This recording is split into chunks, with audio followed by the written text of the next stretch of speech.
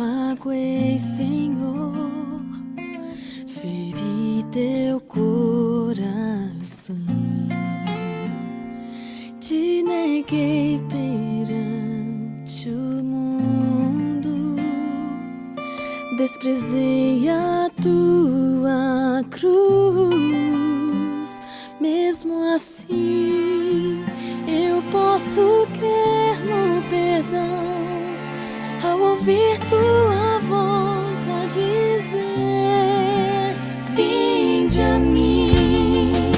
Eu nunca mudei, como um pai eu sempre estou a te esperar.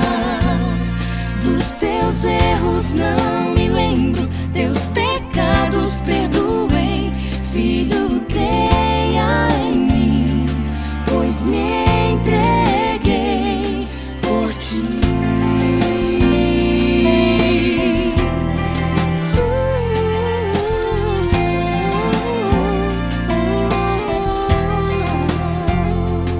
Hoje venho me render, Senhor, entregar tudo que sou. Oh, dá-me um novo e puro coração. Quero ser fiel a ti. Se eu cair, posso confiar que me vês ao ouvir tua voz a dizer: vinde a mim. Eu nunca mudei, como pai eu sempre estou a te esperar. Dos teus erros não me lembro, teus pecados perdoei. Filho, creia em mim, pois me entreguei por ti. E mesmo quando eu escolher me afastar de ti, eu clamo, Senhor, ajuda-me a ouvir tua voz. Vinde a mim. Eu nunca mudei, como um pai eu sempre estou a te esperar. Vinde a mim. Eu nunca mudei, como um pai eu sempre estou a te esperar. Dos teus erros não me lembro, teus pecados perdoei. Filho, creia em mim, pois me entreguei por ti. Eu nunca mudei, como um pai eu sempre estou a te esperar. Teus pecados perdoei. Filho, creia em mim, pois me entreguei por ti.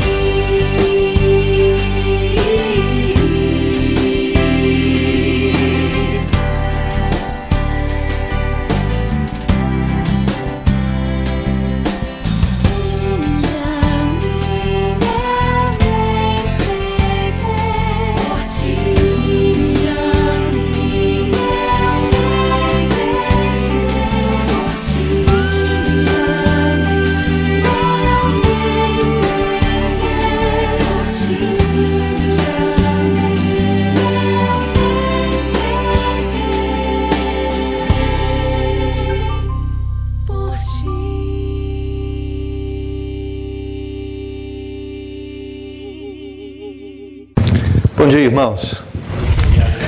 Estava com saudade de vocês, né? E temos trabalhado muito. E continue orando pelos nossos ministérios, né? Estamos aqui junto com os irmãos, mas também estamos trabalhando junto às igrejas no Brasil.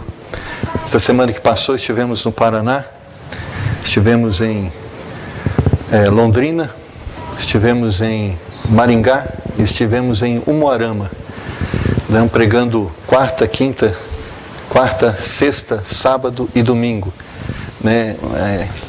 Cada dia em uma cidade. Então, ore por nós, por esse ministério que Deus nos tem dado, de estar levando a palavra de Deus e entusiasmo e direcionamento para as nossas igrejas no Brasil.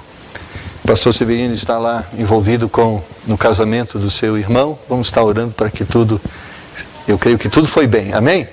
E vamos estar orando agora pelo seu retorno, para que Deus esteja trazendo em paz e possa também ao nosso lado aqui estar desenvolvendo o ministério que Deus tem confiado, não só a ele, como a mim, mas a todos nós. Amém, irmãos?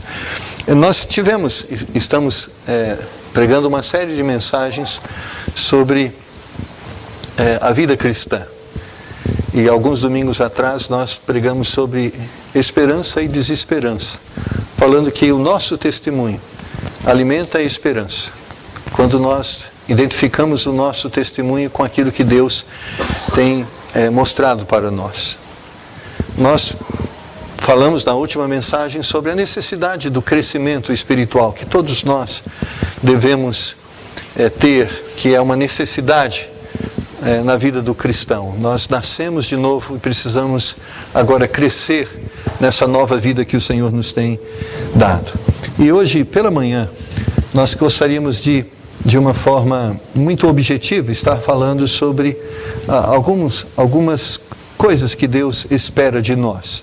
Eu creio, irmãos, que como igreja, nós estamos vivendo o objetivo que Deus tem para ela. A Bíblia nos diz que Deus nos chamou para irmos por todo o mundo e pregar o Evangelho a toda criatura, amém?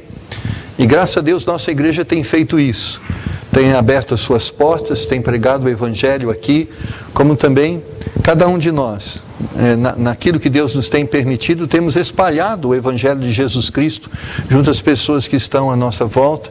E também como igreja temos investido na obra missionária, ou seja, apoiando pessoas que estão onde nós não podemos ir, cumprindo o ID de Jesus.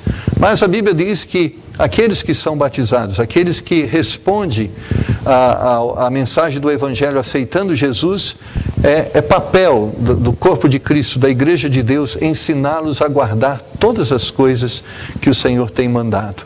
E é por isso que nós estamos aqui, para aprendermos as coisas que o Senhor nos tem mandado. Nós sabemos de algumas delas, mas Deus também ainda tem algo, porque Ele começou esta obra e Ele vai estar executando esta obra até o dia em que nós fomos chamados ao céu, à sua presença. Então, nesta manhã, como igreja, nós estamos aqui abrindo a palavra de Deus, pedindo que Ele nos faça crescer nesse entendimento e nessa prática cristã que Ele exige e Ele quer de cada um de nós. Amém? Abra sua Bíblia, Filipenses capítulo 2, versículo de número 15.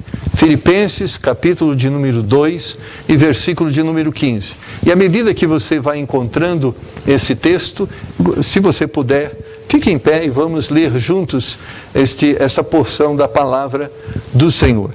Filipenses capítulo 2, versículo de número 15. Leamos. Para que sejais irrepreensíveis e sinceros, filhos de Deus, inculpáveis, no meio de uma geração corrompida e perversa, entre a qual resplandeceis como astros no mundo. Vamos ler todos juntos este versículo, irmãos? Todos juntos.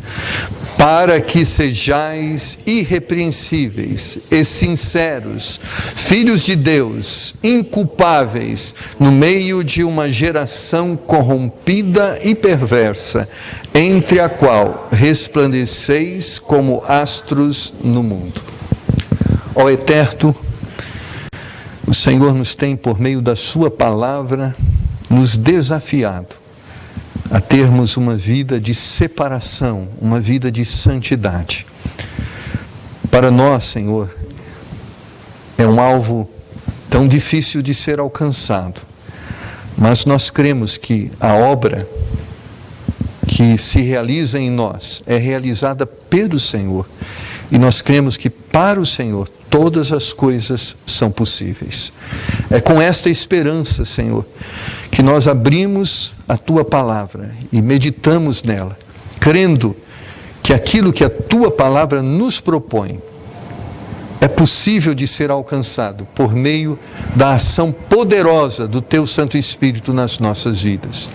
E é esta ação que nós pedimos que se manifeste em nossas vidas, nesta manhã, Senhor, porque nós queremos ser o que o Senhor quer que sejamos. Nos ajuda a entender a Tua palavra e nos dá maior graça no objetivo que temos de colocá-la em prática. É a nossa oração, em nome do Senhor Jesus. Amém. Podeis assentar, irmãos. Eu creio que se nós olharmos à nossa volta, irmãos, olharmos as pessoas que estão à nossa volta, ouvirmos as mensagens que vêm da televisão, do rádio, do jornal, da revista, da internet, nós vamos chegar a uma conclusão comum. Eu creio que nós estamos em meio a uma geração corrompida e perversa. É uma realidade. Os homens têm se tornado homens maus. A cada dia somos surpreendidos por coisas que julgávamos que nunca houvessem de acontecer. Cada dia somos surpreendidos com uma maior injustiça, com uma maior imoralidade, como uma maior inclinação do homem para o pecado. Ontem, nos dias, no fim dessa semana, nós ouvimos da estatística, de alguns dados da estatística que o IBGE levanta de 10 em 10 anos. E uma das coisas que foi muito enfatizada nos meios de comunicação é que foi registrado que há 60 mil casais de homossexuais vivendo uma vida comum no nosso Brasil, e que a maior incidência deles está na cidade, ou seja, no estado de São Paulo. Nós podemos ver que a promiscuidade, a imoralidade, a injustiça tem aumentado a cada dia. E se nós lêssemos esse versículo e pudéssemos enxergá-lo dentro de um contexto, eu creio que nós estamos vivendo este contexto, ou seja, de uma geração corrompida e perversa. E a tendência natural é que esta imoralidade, essa promiscuidade, esta injustiça, ela vai aumentando a cada dia, porque são os sinais que mostram a volta do Senhor Jesus Cristo. E a Bíblia diz, irmãos, de uma forma muito clara, que o Senhor Jesus virá em um momento de muita iniquidade. Eu creio que às vezes nós lemos aquilo que o Senhor nos revela através dos escritos de Mateus, falando sobre terremoto, falando sobre guerras, falamos sobre catástrofes naturais, e às vezes nós pensamos que ali está registrado alguns sinais que mostram que Jesus está voltando. Nós podemos observar ao longo da história que sempre houveram, catástrofes naturais, sempre houveram terremotos, sempre houveram pestes, sempre houveram fenômenos da natureza que trazem destruição. Mas eu creio que ali o que o Senhor Jesus está dizendo é que o Senhor, através da história bíblica, sempre usou a natureza para mostrar a sua indignação com respeito ao pecado do homem. E nós podemos olhar para a Bíblia e vamos ver lá em Gênesis capítulo 6 o dilúvio, uma grande catástrofe natural que revelou a indignação de Deus com respeito ao pecado do homem. Mas também nós podemos olhar para a história registrada ali no livro de Gênesis para a destruição de Sodoma e Gomorra, uma grande catástrofe natural que Deus manifestou para mostrar a sua indignação em relação ao pecado do homem. E quando o Senhor diz no livro de Mateus sobre terremotos, sobre guerras, sobre pestes, Ele está falando que estas são manifestações da indignação de Deus com respeito ao pecado do homem. E Ele diz que tudo isso que nós estamos vendo, comparado àquilo que vai haver no período de tribulação, é só o princípio de dores. O que nós estamos vendo de fenômenos naturais é só o começo da manifestação do juízo de Deus. Aquilo que Deus vai manifestar no período de tribulação, comparado ao que nós estamos vendo, não é nada.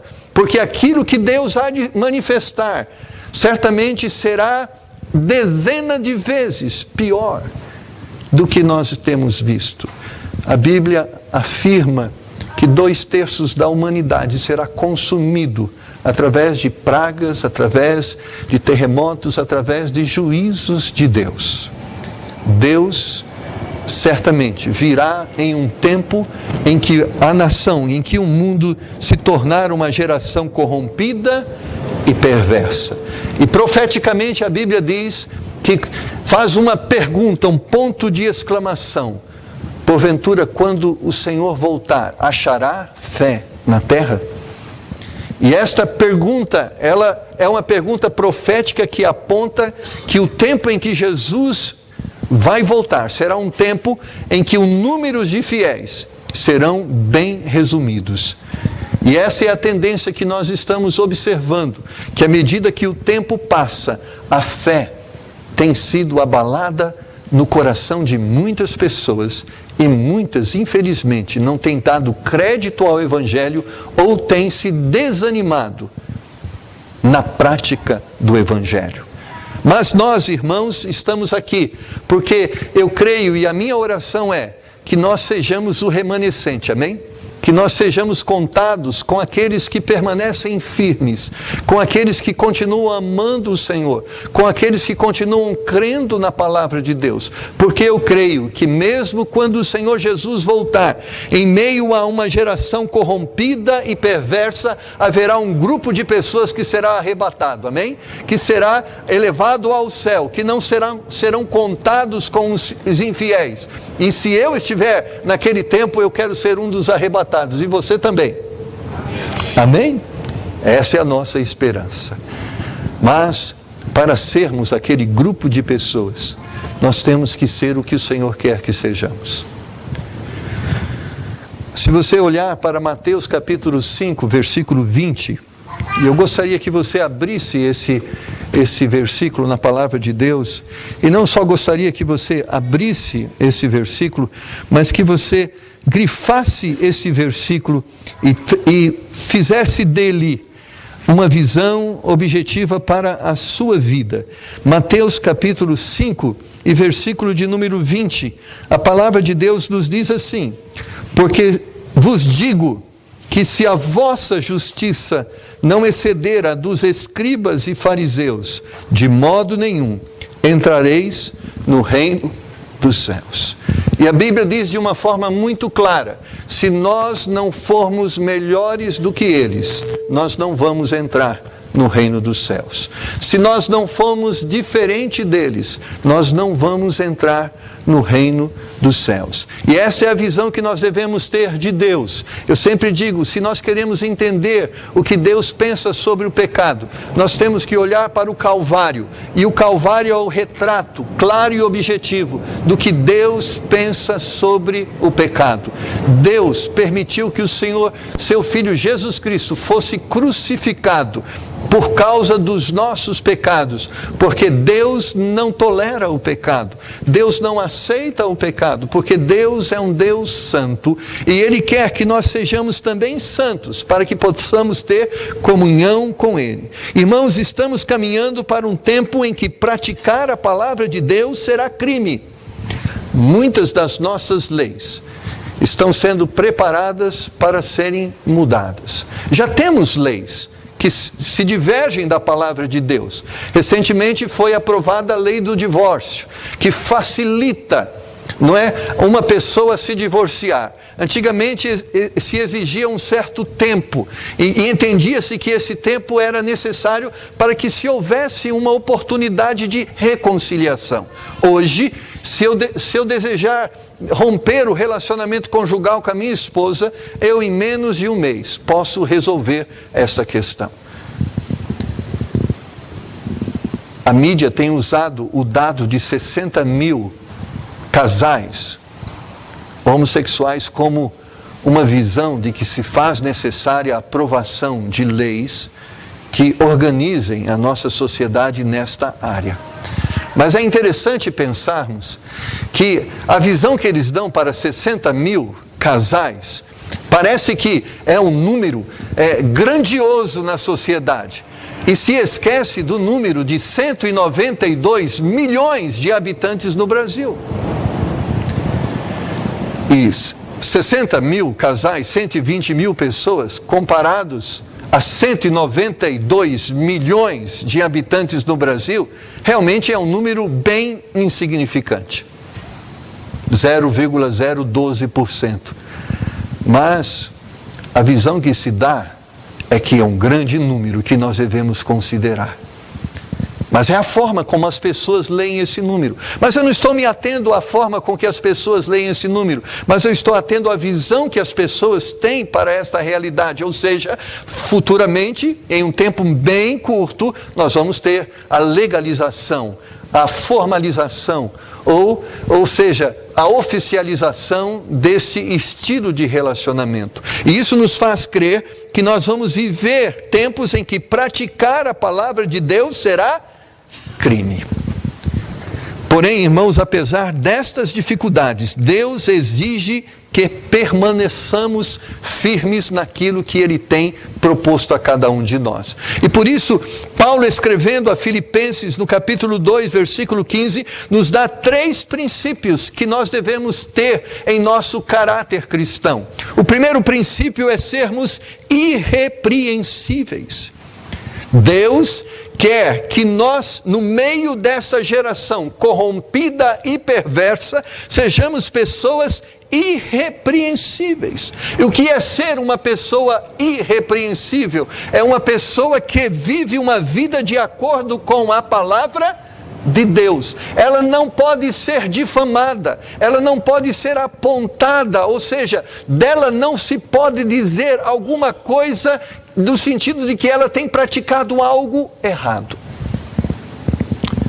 Irmãos, 2 coisas nos dão autoridade, eu tenho falado sobre isso, para falarmos o que temos que falar. Nós precisamos ter conhecimento da verdade, mas para falarmos a verdade, nós precisamos viver a verdade. E se nós não vivemos aquilo que nós cremos, não podemos pregar a mensagem que Deus quer que preguemos. Então, Deus quer que nós sejamos irrepreensíveis, ou seja, diferente dessas pessoas, tendo uma vida de santidade, tendo uma vida de integridade, tendo uma vida de imoralidade, porque Deus, em Mateus 5:20, diz que nós temos que ser diferente deles. Nós vivemos em uma sociedade em que as pessoas têm chamado certo aquilo que é errado. Às vezes, certa vez nós estávamos ensinando sobre valores, dentre eles a mentira. E eu lembro de uma pessoa muito piedosa, ela disse assim: pastor, mas às vezes a gente tem que mentir, né? Porque às vezes é necessário para evitar um problema. Então, existem mentirinhas que não são tão graves, mentirinhas assim, que vão resolver um problema. Amados, a Bíblia diz que nós devemos deixar de falar a mentira e falar a verdade. Deus não julga pecados em tamanhos grandes ou pequenos. A visão que muitas vezes nós damos é que, lógico, existem consequências diferentes para tipos de pecado. A nossa lei diz, se você matar é uma sentença, se você roubar é outra sentença. Existem vários tipos de sentença, mas para toda falha existe uma sentença. Quando Deus julga o pecado, Ele não está julgando simplesmente a qualidade do pecado, porque todos os pecados diante de Deus são iguais. Porque todos os pecados estão envolvidos em um princípio de rebelião em relação a um princípio, a um mandamento estipulado, ordenado por Deus. Todos os pecados são iguais porque todos os pecados são pecados de rebelião. Não importa se você mentiu pequeno ou grande, é rebelião contra um mandamento de Deus. Não importa se você matou 1 ou 100, é rebelião contra um mandamento de Deus. Então Deus julga o pecado como rebelião, como desobediência ao Senhor. Por isso, não importa se você mentiu pouco ou muito, se você fez um grande mal ou um pequeno mal, diante de Deus você é um pecador, porque você desobedeceu a um princípio e a um mandamento de Deus. E todo pecador está afastado da comunhão de Deus. E se ele não se arrepender, está afastado do céu. Porque Mateus 5:20 diz: se nós não formos melhores do que eles, nós não vamos entrar no reino dos céus. Quando nós olhamos para esse texto, ele diz também que nós devemos ser sinceros. E quando a Bíblia fala sobre sinceridade, ele está dizendo, nós não devemos simplesmente buscar uma aparência de cristão. Não é sermos simplesmente cristãos para que o pastor veja, para que os diáconos da igreja vejam, para que os filhos vejam, para que a esposa veja. É cristão, é um cristianismo que começa no nosso interior. Ele não está só no nosso exterior, ele está também no nosso interior. Jesus combate e condena o farisaísmo. Jesus combate e condena a hipocrisia. E farisaísmo e hipocrisia nada mais é do que nós demonstrarmos através de nossas atitudes aquilo que na realidade nós não somos no nosso interior. A Bíblia diz que Jesus, condenando sobre isso, diz: a boca dele, as bocas deles me louvam, mas os seus corações estão distantes de mim. O louvor, irmãos, não deve estar somente nos nossos lábios, ele deve proceder do nosso coração. A moralidade não deve estar somente nas nossas vestimentas, ela deve primeiro estar no nosso coração. Porque quando não está no nosso coração, nós estamos simplesmente tentando atender a um desejo dos homens ou da igreja ou da religião. E isto diante de Deus não tem valor algum. Como igreja, nós não queremos formar aqui fariseus, amém? Não. Não queremos que você não minta porque a igreja proíbe de você de mentir. Não queremos que você vista uma roupa imoral porque a igreja proíbe você de vestir uma roupa imoral. Não queremos que você não deixe de pagar as suas contas porque a igreja diz que todo crente deve pagar as suas contas, mas você deve fazer isso porque você crê que é isto que Deus espera de nós, que é isso que Deus quer de cada um de nós. Você deve amar o seu próximo porque você entende que esta é a forma de você se manifestar diante do seu semelhante. Você deve ser uma pessoa íntegra porque você entende que isto é certo. Ou seja, nós devemos ser crentes porque cristãos, seguidores de Cristo, porque cremos nos ensinamentos de Cristo e os aceitamos como verdades e queremos transformá-las em algo prático nas nossas vidas. Muitos em nossos dias dizem que Deus só quer o coração. Você concorda com isso? Eu concordo. Porque a Bíblia diz que a boca fala do que o coração está cheio. E se Deus tem o seu coração, Ele tem o resto. Amém? Quando Deus transformou o seu coração, Ele transformou a sua vida inteira. Quando Deus transformou o seu coração, a sua mente vai ser transformada, o seu corpo vai ser transformado, as suas atitudes vão ser transformadas. Por isso o Espírito Santo está falando ao seu coração. Ele não quer simplesmente que você entenda que você tem que ser melhor, mas Ele quer que esse melhor proceda do seu coração, ou seja, seja fruto de um entendimento racional. Eu não devo mentir porque o pai da mentira é o diabo. Eu devo falar a verdade porque a verdade, quando eu falo, me identifica com Deus. Eu estou do lado de Deus. E eu creio que só a verdade pode abençoar, libertar, transformar, porque é uma afirmação de Jesus Cristo: e conhecereis a verdade, e a verdade vos libertará. Às vezes a verdade dói, ela toca nos nossos corpos, ela aponta os nossos pecados, mas isto nada mais é do que a manifestação misericordiosa de Deus. Porque Ele nos ama, Ele nos corrige. Porque Ele nos ama, Ele nos exorta. E sabe por que Ele faz isso? Porque Ele não nos quer condenar com esta geração. Ele quer nos levar para o céu. E é para o céu que nós queremos ir, amém? Graças a Deus. Porque Deus nos exorta, irmãos. Graças a Deus porque você está numa igreja que entende que nós devemos praticar a palavra de Deus. E por isso esta igreja tem investido tempo pregando a palavra de Deus. Porque nós precisamos ser o que Deus quer que nós sejamos. Precisamos buscar o que Deus tem colocado diante de nós. A Bíblia ainda diz nesse texto que nós devemos ser inculpáveis. Ou seja, Romanos capítulo 12, versículo 2 diz que nós não devemos nos conformar com este mundo. Ou seja, vivermos uma vida de separação, testemunhando através de nossas vidas um inconformismo com as coisas que estão à nossa volta. E quando eu falo de inconformismo, irmãos, uma tendência muito comum nos nossos dias é um evangelho social. Sabe qual é o evangelho social? Se você quer ser assim, faz o que você quer. Eu escolhi ser diferente, mas cada um vai dar conta de si mesmo, o problema é seu. Não. Nós devemos viver um evangelho não só para nós, mas mostrar a nossa indignação através de nossas palavras, através de nosso proceder.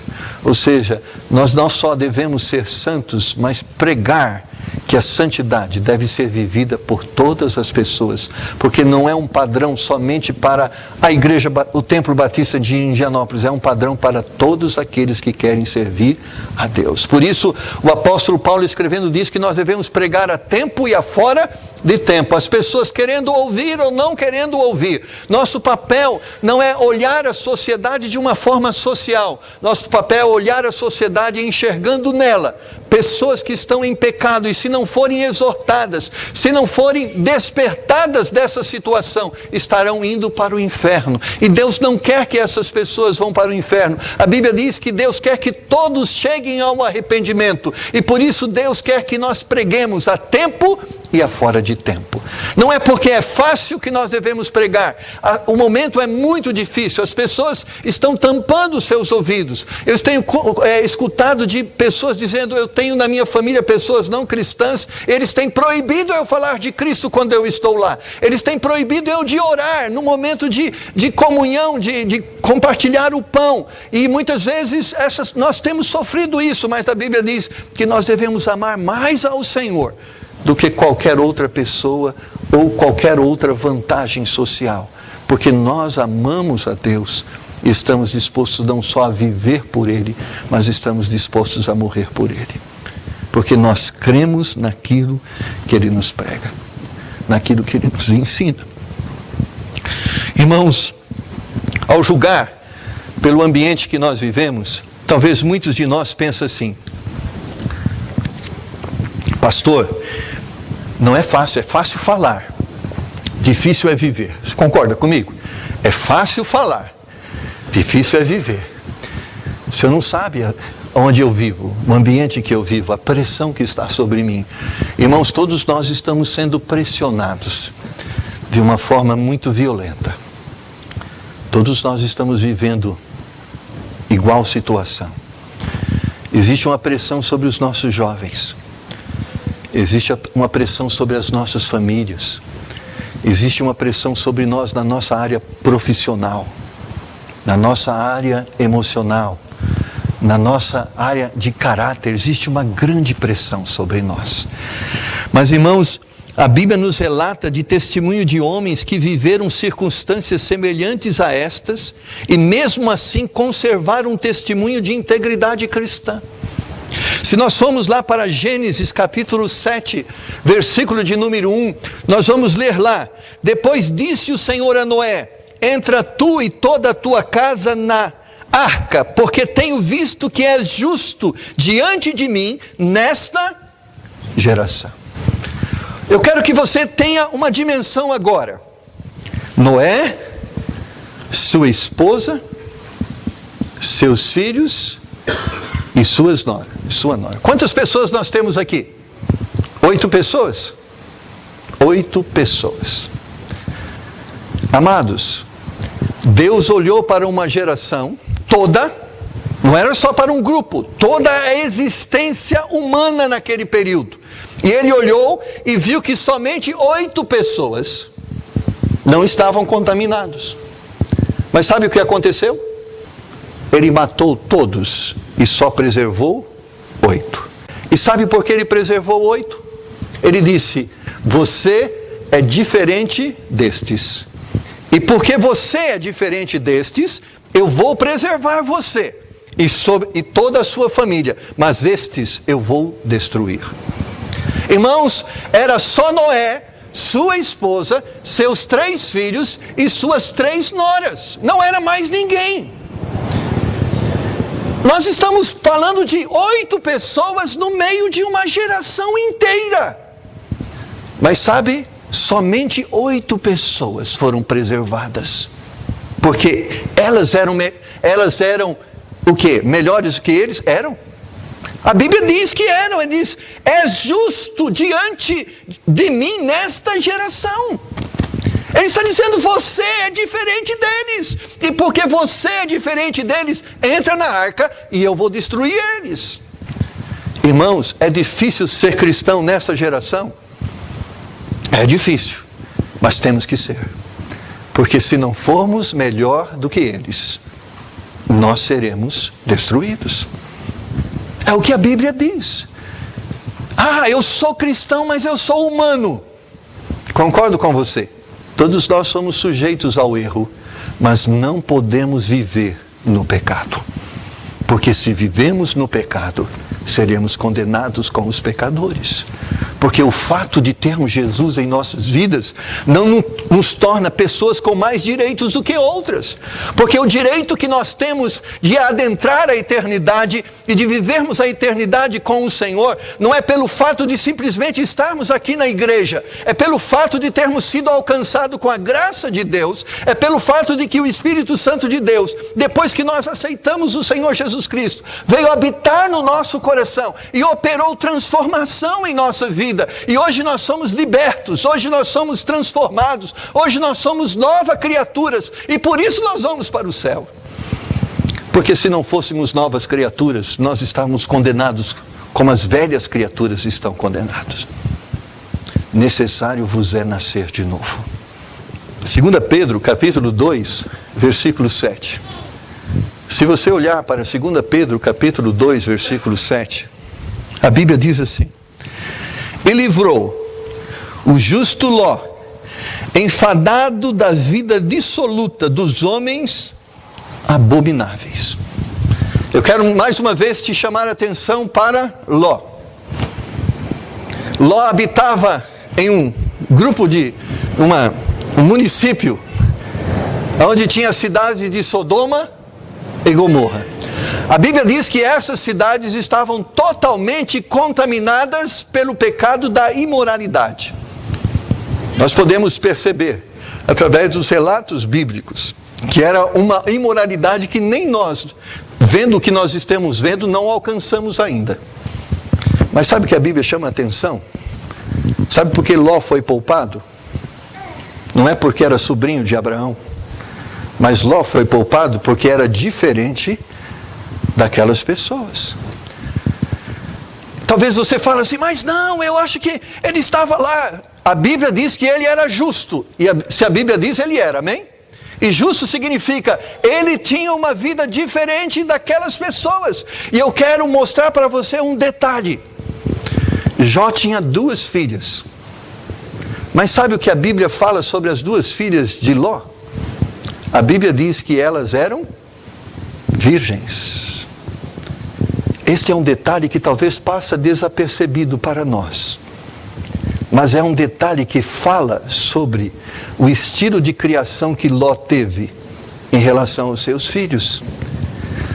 Toda uma geração estava corrompida com um grande grau de imoralidade. Mas Ló criou as suas filhas e não permitiu que elas se contaminassem com aquela geração. E a Bíblia diz que quando os homens queriam aqueles varões que estavam na casa de Ló, Ló disse: eu tenho meninas aqui, meninas puras, diferente das meninas que existem aí na cidade, meninas preservadas, que eu tenho preservado através da educação, e eu quero oferecer a vocês para que vocês não pratiquem essa iniquidade de se relacionar com estes homens, na intenção que vocês têm. Eu chamo a atenção de vocês dizendo: Ló, apesar de viver aonde ele vivia, era justo. Ló, apesar de viver aonde ele vivia, ele criava seus filhos de uma forma diferente que a sociedade estabelecia através dos seus valores. E sabe o que aconteceu? Ló foi preservado e toda uma comunidade foi destruída. E sabe por que Ló foi preservado, irmãos? Porque era diferente daquela cidade. Nós estamos vivendo em cidades que se assemelham a Sodoma, a Gomorra. Nós estamos vivendo em um tempo em que os homens se assemelham à geração de Noé. Mas a exortação de Deus para nós, nesta manhã, é que nós temos que ser melhores do que eles. Porque se nós não formos melhores do que eles, nós vamos ser destruídos com eles. A bênção, irmãos, está destinada somente aos fiéis. Amém? Somente aos fiéis. A Bíblia diz em Deuteronômio 1:35, quando Deus fala sobre a geração que estava ali no deserto, indo para a terra prometida, ele diz: nenhum dos homens desta maligna geração verá esta boa terra que jurei dar a vossos pais. Deus olhou para o homem que estava ali no deserto, que tinha saído do Egito. Deus queria dar a eles a terra prometida, Deus queria abençoá-los, mas aqueles homens estavam constantemente se inclinando para o mal. Deus chegou um momento e disse: não suporto mais. Chegou ao fim a longanimidade. Sabe uma coisa? Eles vão todos morrer e eu vou esperar. E Deus esperou 40 anos, até que todos morressem. E depois que todos morreram, Deus chega a Josué e diz: entra e possui a terra. Mas aquela geração corrompida, má, idólatra, murmuradora, pereceu no deserto. Sabe por quê? Alguns judeus pereceram no deserto porque eram homens malignos. E somente aqueles que foram julgados justos puderam entrar na terra prometida. Eu tenho, irmãos, compartilhado com você a respeito desses textos para mostrar o que Deus é. E Deus não é diferente nos nossos dias, porque Deus continua sendo o mesmo, amém? É uma questão de justiça. Deus vai nos julgar da mesma forma que Deus julgou a geração de Noé. Deus vai nos julgar da mesma forma que julgou a geração de Sodoma. Deus vai nos julgar da mesma forma que Ele tem julgado todas as gerações, porque Deus não muda. E se nós queremos, irmãos, ir para o céu, nós temos que entrar na arca, nós temos que entrar na igreja, nós temos que pertencer ao corpo de Cristo. Mas, amados, talvez você diz: amém, eu sou membro da igreja, amém, eu tenho um certificado do batismo, e eu tenho um diploma que diz que eu sou batizado, e eu estou no hall dos membros de uma igreja ou desta igreja. A Bíblia diz que muitos naquele dia dirão: Senhor, em Teu nome expulsamos demônios. Senhor, em Teu nome fizemos maravilhas.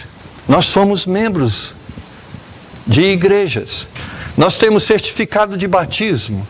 Nós temos o nosso nome no hall de membros. Mas sabe, a palavra diz de uma forma muito triste: apartai-vos de mim, vós, os que praticais a iniquidade.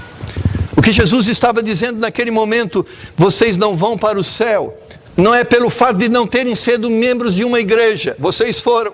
Não vão para o céu, não é pelo fato de não terem sido batizados, vocês foram. Vocês não vão para o céu, porque se comportaram como eles se comportaram. E por isso, isso diz que vocês não são salvos.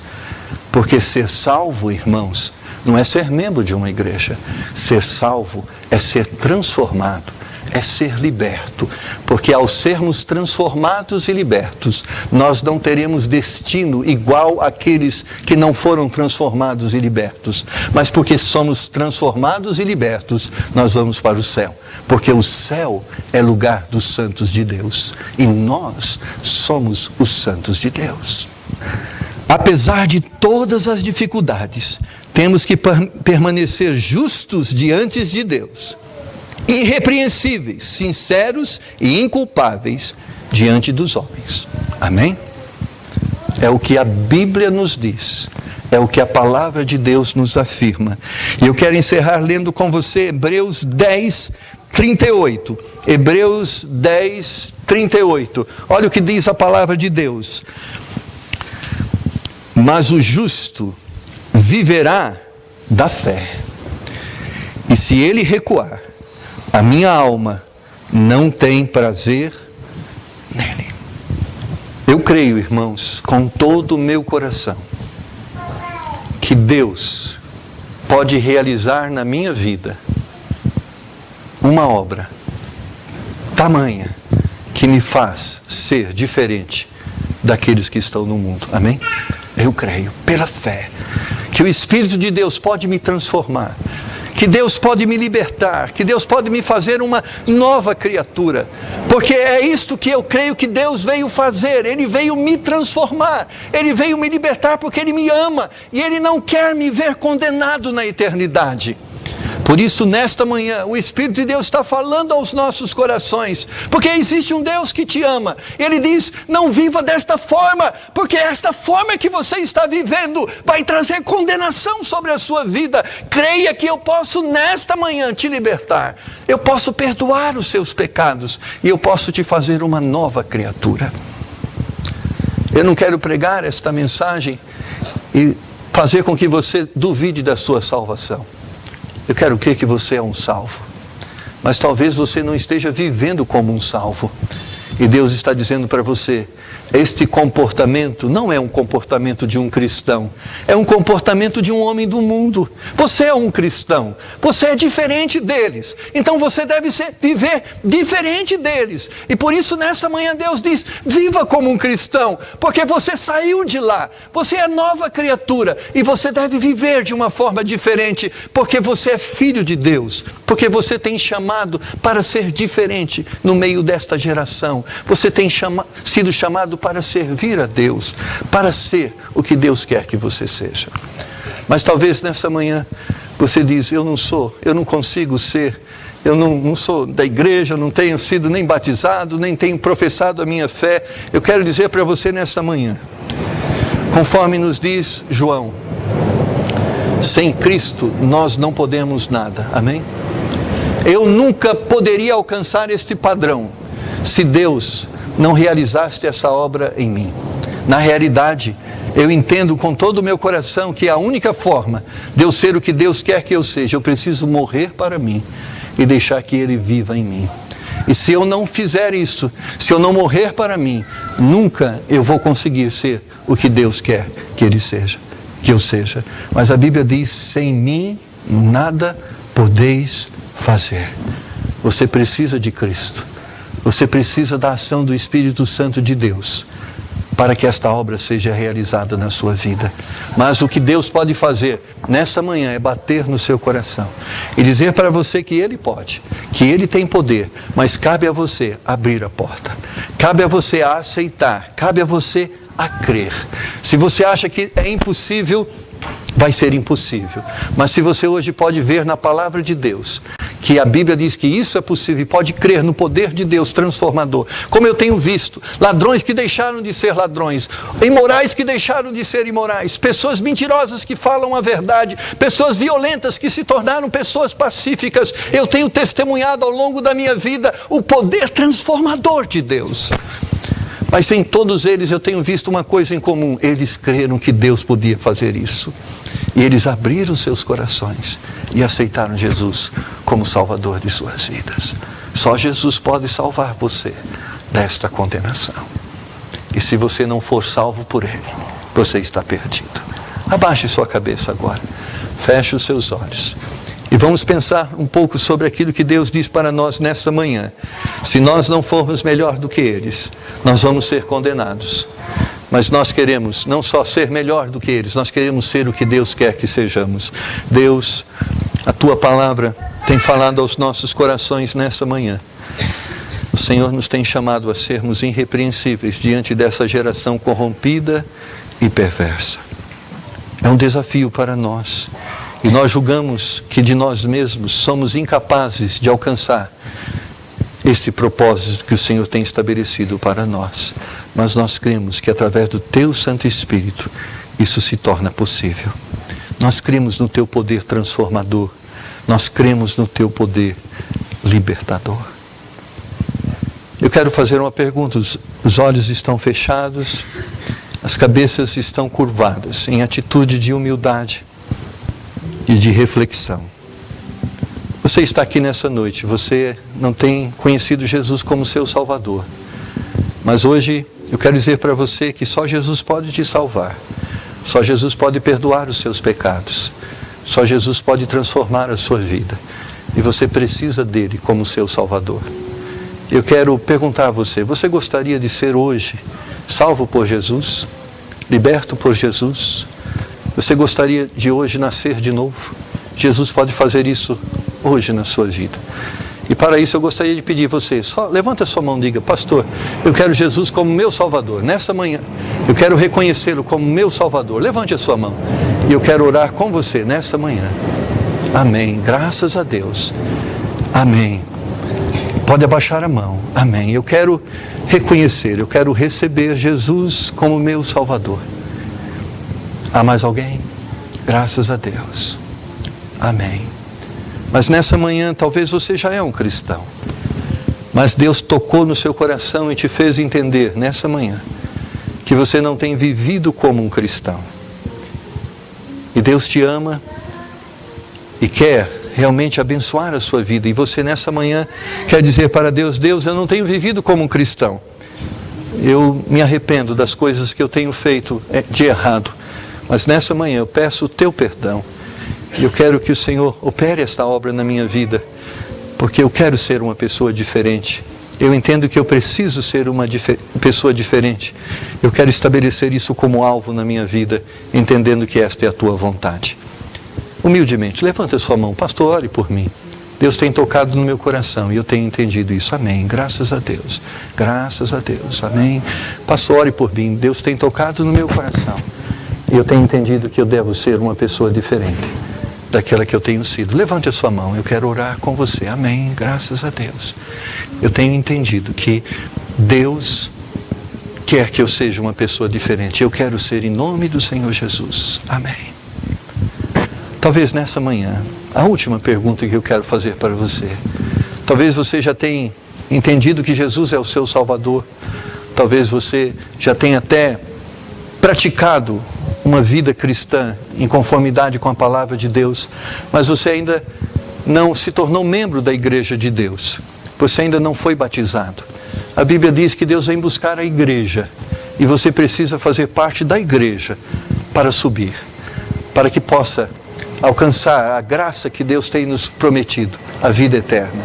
Então precisa entrar nessa arca que é chamada de igreja. Nessa manhã, alguém que poderia levantar a mão e dizer assim: pastor, eu quero ser batizado, eu quero me tornar um membro da igreja, não dessa igreja, mas da igreja de Deus.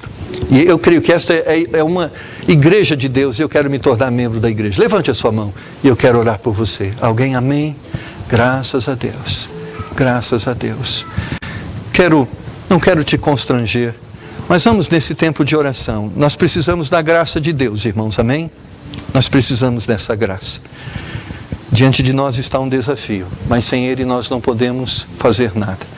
Quero chamar você aqui à frente. Não importa a sua decisão. Aceitar Jesus, ser batizado, ter uma vida mais santa. Vamos aqui na frente, vamos orar, nós juntos. Sai do seu lugar agora, vamos dobrar nossos joelhos e vamos nos colocar diante de Deus. Você pode fazer isso? Vem aqui agora. Vamos orar, irmãos, nós precisamos dessa graça, amém? E eu creio que Deus pode nos sair daqui de uma forma diferente que nós entramos. Em nome do Senhor Jesus. Amém. Vamos ajoelhar e colocar diante de Deus nossas vidas. Deus está aqui, amém? E Ele está aqui não para nos envergonhar, Ele está aqui para nos abençoar. A Bíblia diz que aquele que se humilhar diante de Deus será exaltado. Vem aqui à frente, vamos dizer para as pessoas, olha, eu quero ser um cristão melhor. Eu tenho certeza que pessoas vão estar orando com você. Você pode chegar aqui. Vamos orar, irmãos. Nós precisamos. Deus está tocando o nosso coração. Deus quer nos abençoar. Chega aqui à frente. Não é para constrangimento. É uma atitude que testemunha diante dos homens, diante de Deus, o nosso desejo. Você pode chegar aqui. Nós vamos dobrar os nossos joelhos e nós vamos orar. Amém? Nós vamos orar. A igreja vai ficar de pé. Vamos nos colocar de pé agora. E talvez você não possa chegar aqui por alguma dificuldade. Pedir para você, ajoelha onde você está, se você tem tomado alguma dessas decisões, aonde você está. Se você não se sente na liberdade de chegar aqui, dobre os seus joelhos aí.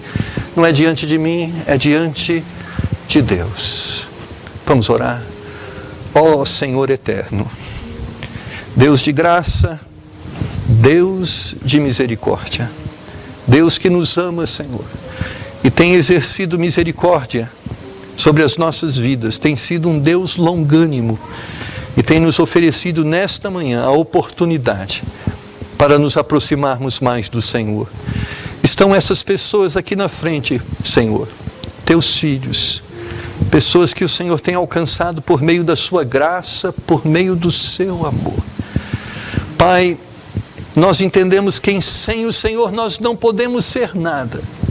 Por isso, nossa oração nesse momento, Senhor, é que o Senhor esteja agora estendendo as suas mãos sobre cada uma destas pessoas.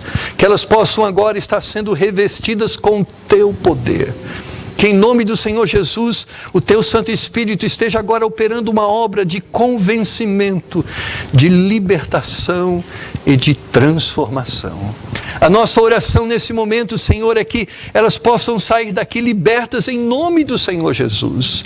Elas possam sair daqui já vivendo uma vida em conformidade com a Tua palavra, Senhor. Humildemente, elas estão prostradas diante do Senhor, demonstrando, Senhor, as suas pequenezas. Ó Pai, ouve agora a nossa oração, Senhor, e tenha misericórdia de nós. Perdoa os nossos pecados, Senhor. E agora, Senhor, eu peço sobre aquelas duas pessoas que levantaram as suas mãos, aceitando Jesus Cristo como Salvador. Minha oração, Senhor, é que pela Tua graça os seus nomes sejam agora escritos no livro da vida. E que possam sair daqui crendo com todo o seu coração que são salvos e que vão para o céu. Não são salvos porque são melhores do que outros, mas porque pela Tua graça, a obra redentora, remidora, justificadora se manifestou em suas vidas.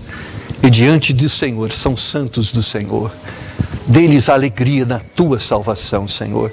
Eu quero orar por aquela pessoa que levantou a sua mão dizendo, eu quero ser membro desta igreja. Eu quero me batizar. Ó Senhor, obrigado por essa decisão. Que ela possa se fortalecer a cada dia e que esse desejo, Senhor, em um tempo breve e oportuno, se torne uma realidade e que a Tua igreja seja abençoada em nome do Senhor Jesus com mais um membro em seu corpo, Senhor. Abençoa a nossa igreja, Senhor.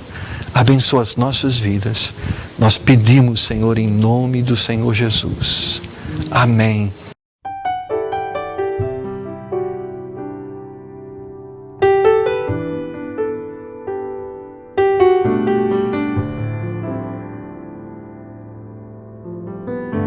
Estou aqui ante os teus pés, em humilde devoção. Estou aqui, pois finalmente entendi que a vida plena só tenho em Ti. E com meu coração explodindo de amor, eu vou simplesmente dizer: te amo, Jesus, e me entrego a ti. O teu sacrifício não foi em vão. Eu aceito sim, eu te aceito sim em mim.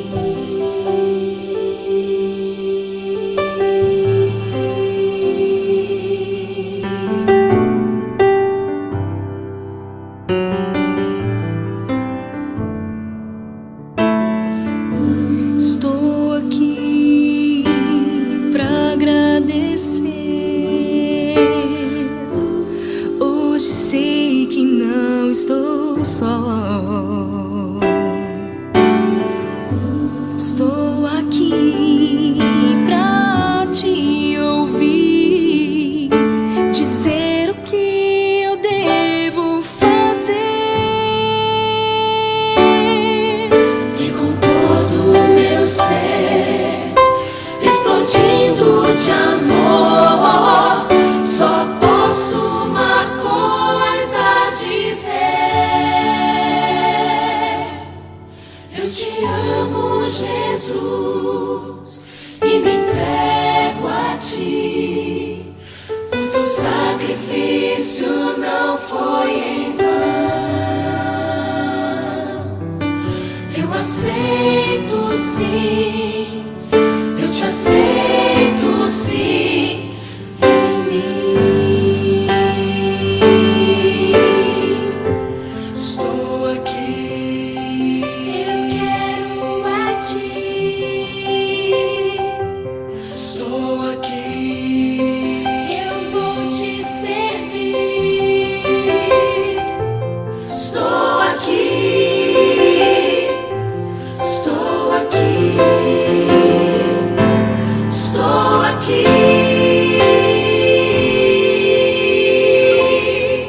Eu te amo, Jesus, e me entrego a ti. O teu sacrifício não foi em vão. Eu te aceito sim, eu te aceito sim.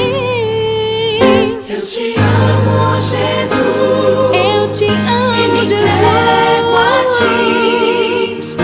O teu sacrifício